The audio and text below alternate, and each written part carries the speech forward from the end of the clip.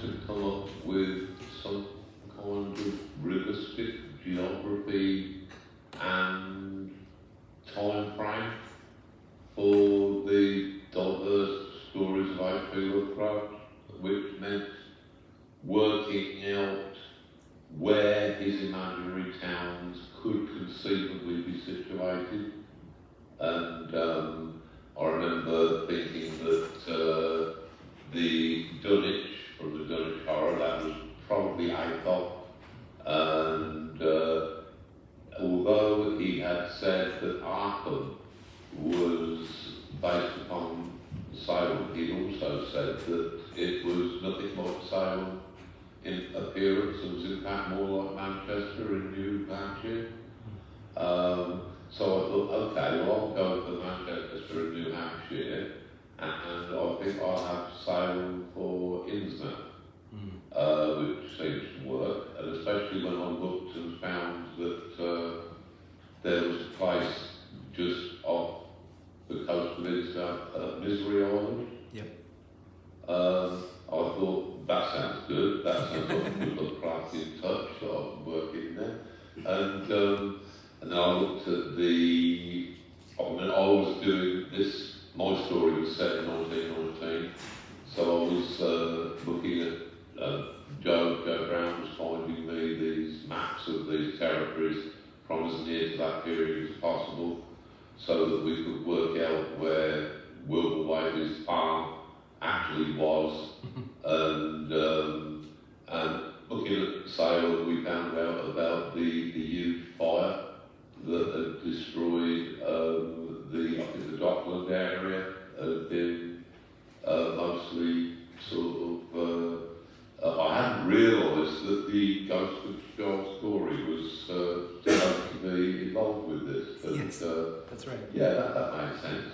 It's and then it's just trying to actually impose, because history, anything really, it's just a random collection of facts and points of information that we impose a pattern upon.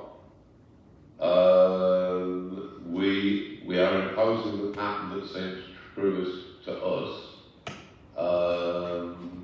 Obviously, in the case of H.P. Lovecraft stories, this wasn't meant to actually represent the real world or reflect it in any way. But, things like From Hell, where I had a huge amount of information about the era and the people that were acting in it. And then I imposed the pattern that seems to me to make the most dramatic and fictional sense and emotional sense. So, I suppose that we take in information and research from all these sources, and then we just ignore the bits of it that don't really fit with our particular agenda. That's my process anyway. Why do you feel it's important to do that level of research? Well, because you're trying to make people believe in something that is, whatever you're writing about, it's always a vaporous fantasy. It didn't actually happen, or it didn't happen like that. That you're trying to make people believe that it did, and you're also trying to make yourself believe that it did, in some sort of schizophrenic way.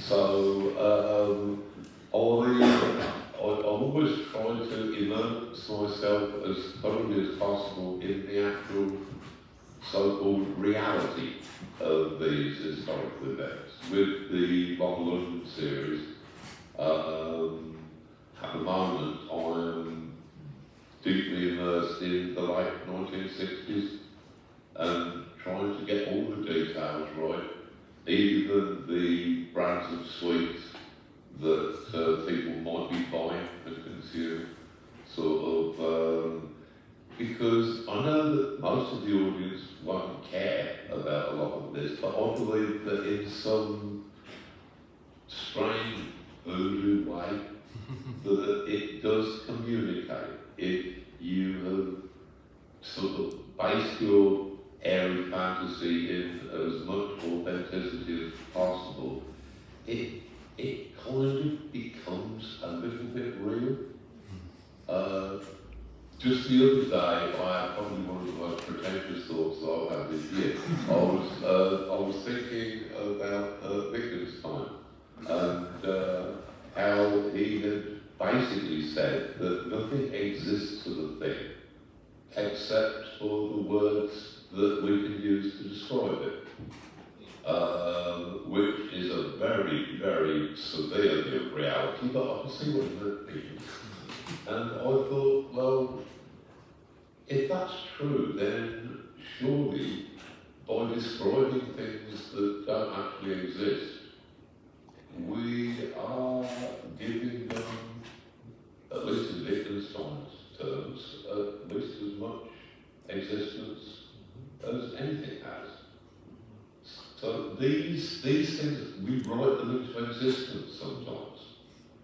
If we can convince ourselves of the reality of what we're writing about, then these imaginary places, they become real and accessible to the reader. You know, it's, you are creating a world, whatever you're doing, that will be taking place in some sort of world.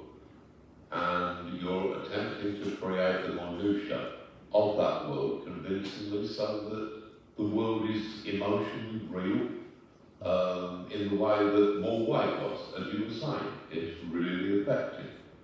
Corey's wife's smile on the final page is the bit that anybody who has got anything in their chest is going to choke up on.